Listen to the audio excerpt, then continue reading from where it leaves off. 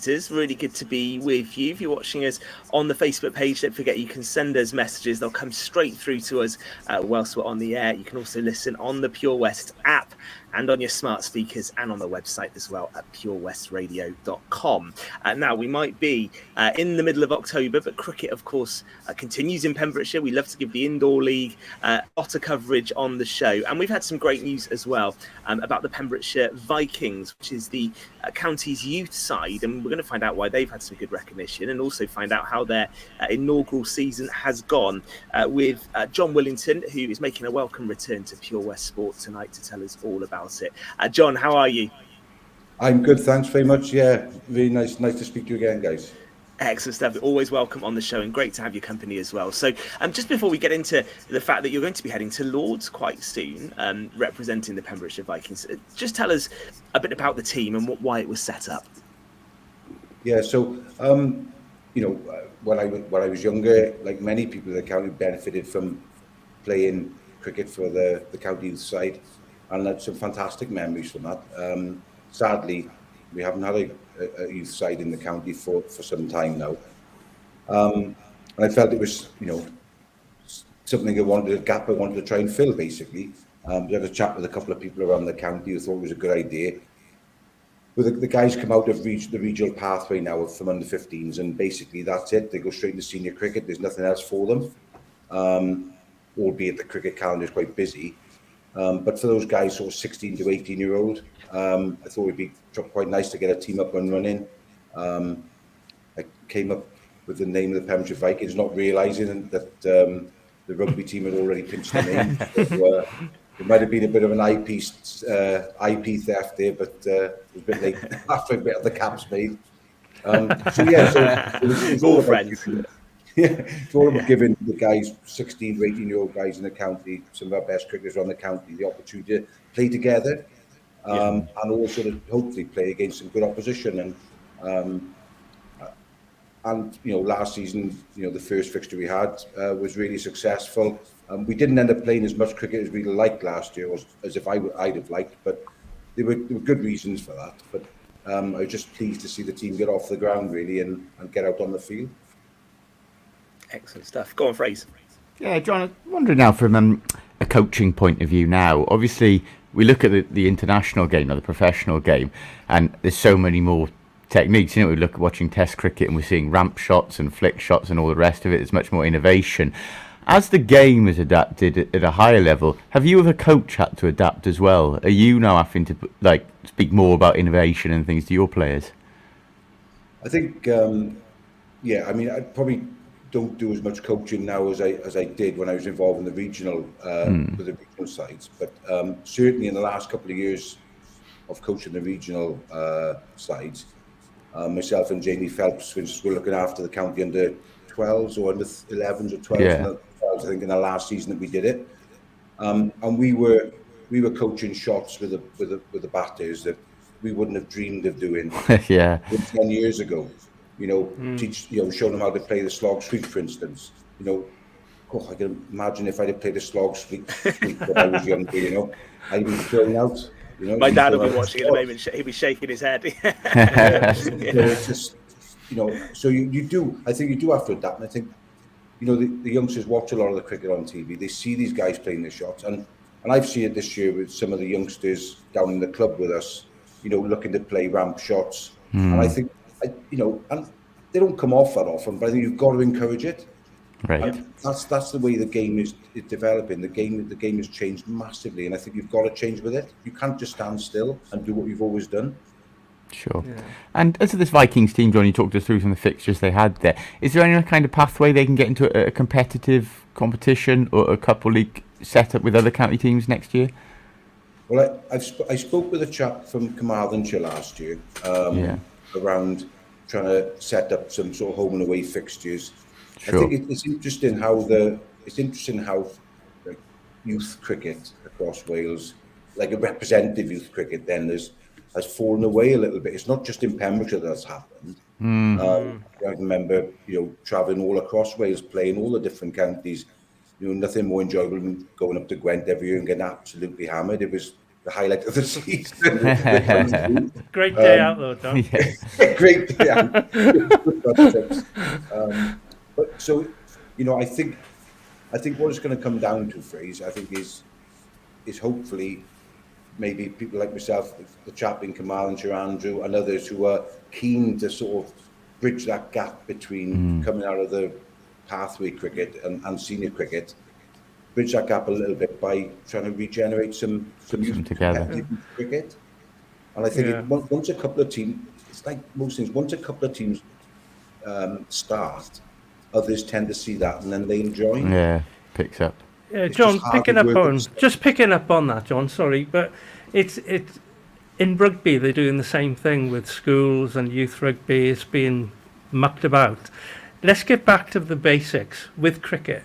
There should be a youth league throughout Wales or some sort of county championship competition to fill the void for the boys who can't quite make senior cricket to play in these competitions. I think it's important to give them the experience. I don't know how you feel about it, but I'm not a big cricketer myself, but I see in any sport you have to give youngsters the opportunity to play at a county level, no matter what sport it is, the opportunity and the experience. I don't know how you feel about it.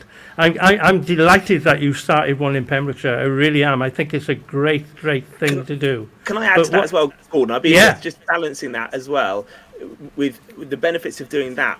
And John, you come back on this as well, with giving 16 to 18-year-olds the chance to play senior cricket as well, because there must be a balance, isn't it? You expose them to playing with the adults, or do you give them a chance to play high quality youth level? That there is a bit of a thing to look at there.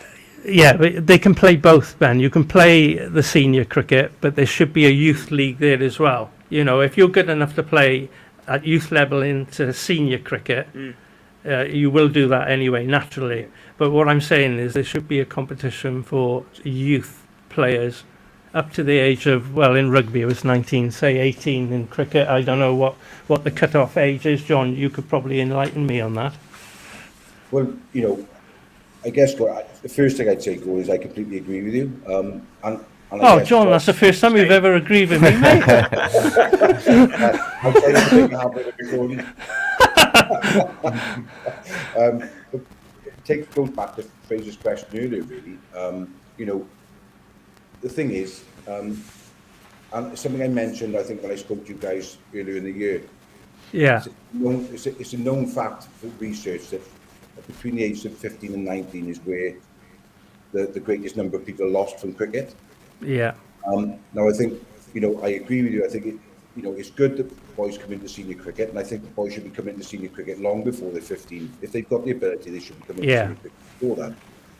But I look back, and whilst the game has changed a great deal, as Fraser alluded to earlier, some things don't need to change. And again, I hark back to when I was younger, and county youth cricket, it was an honour to play for the county youth. You had to work hard to get selected for the county youth, and it was an honour to play for that team. And you'd travel all across Wales and beyond, across the border, play some brilliant cricket against some fantastic cricketers. And I can think back now and played against cricketers. We went away and played up in Warwickshire, and I can remember one of those guys went on, and a few years later he was playing for Warwickshire in the county championship. Exactly.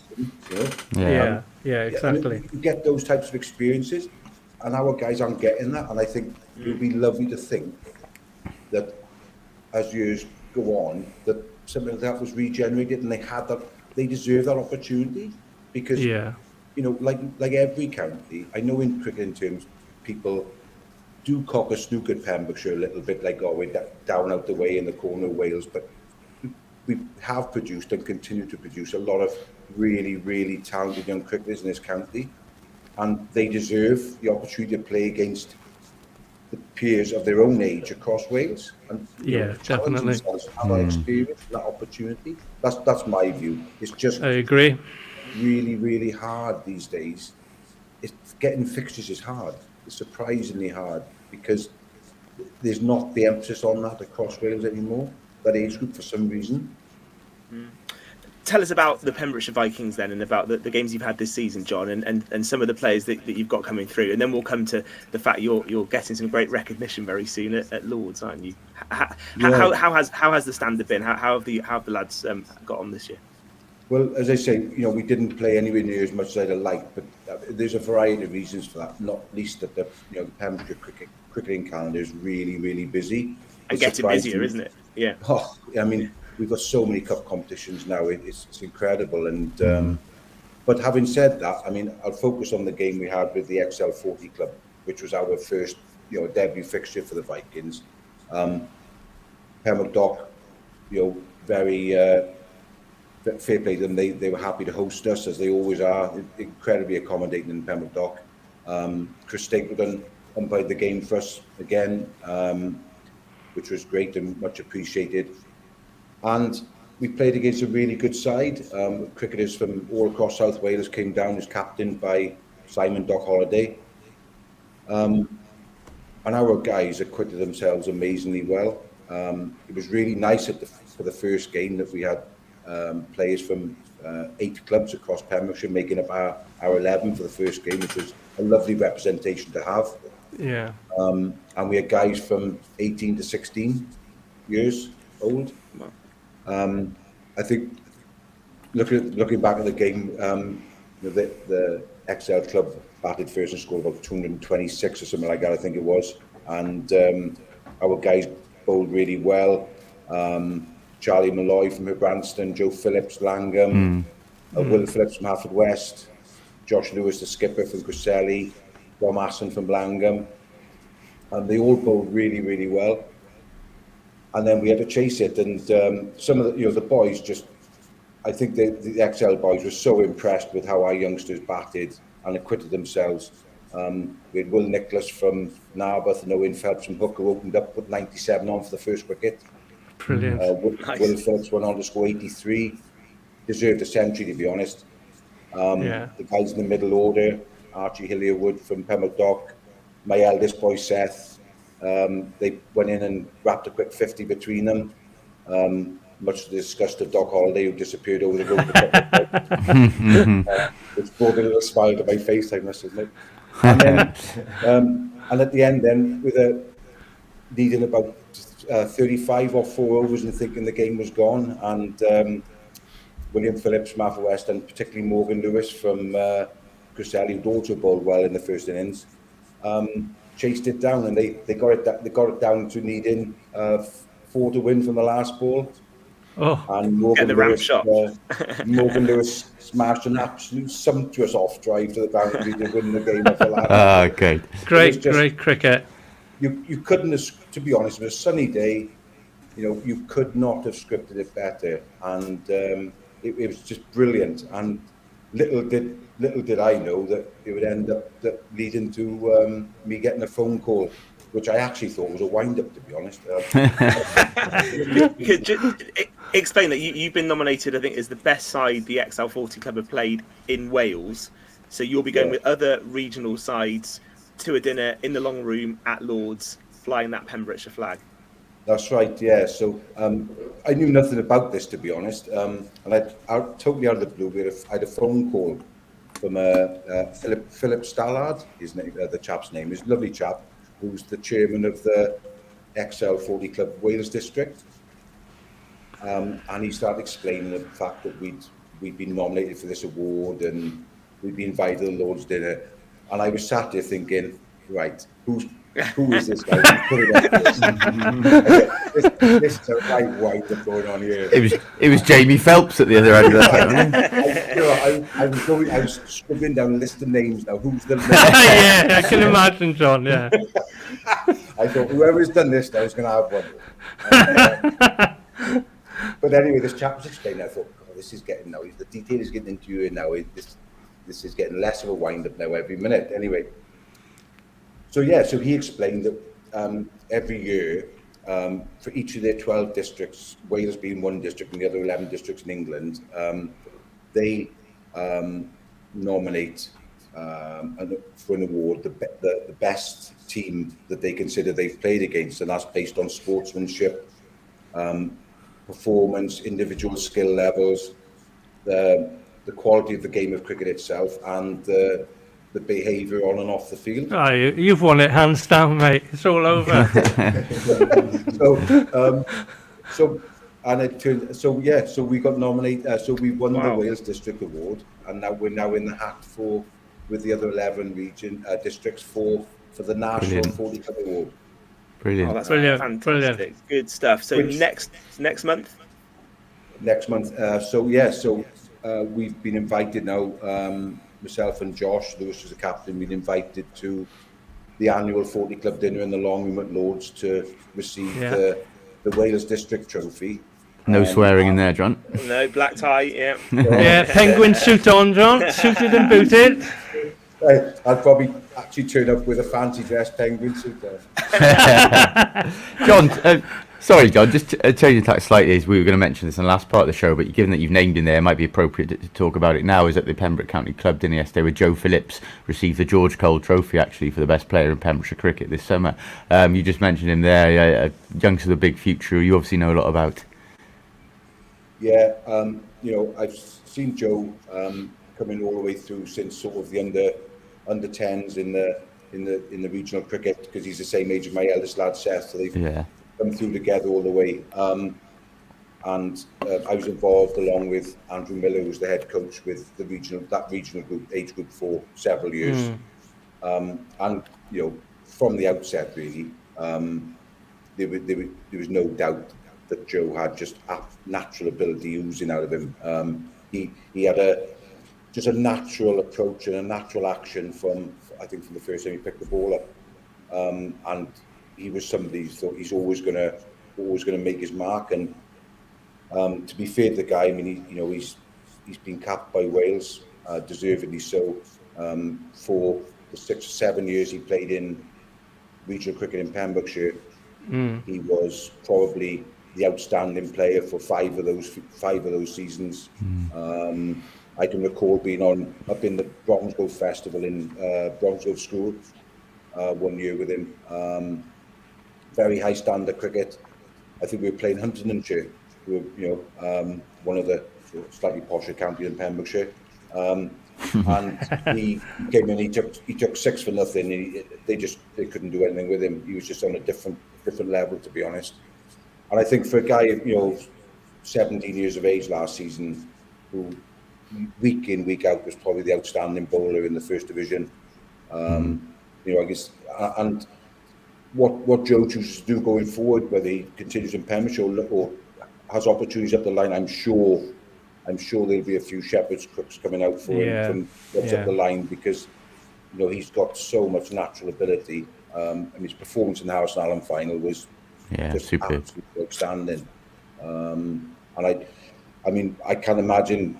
I was going to say, when was the last time? I don't think there's ever been a time before when a 17-year-old has won the match trophy in the Ormond Youth final and the Harrison Allen final in the same year.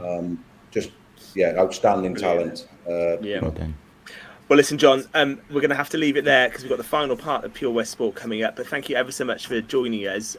Great news, great recognition already for the Pembrokeshire Vikings. We wish you a lot of luck next month, and you'll have to come back on to let us know how it goes and the Lord's experience, and hopefully more to come as well. So thank you for your time, and keep up the great work. Thank you for joining us on Pure West Sport this evening. We will be back for the final part in just a few moments' time this Monday evening. Pure West Sports Show.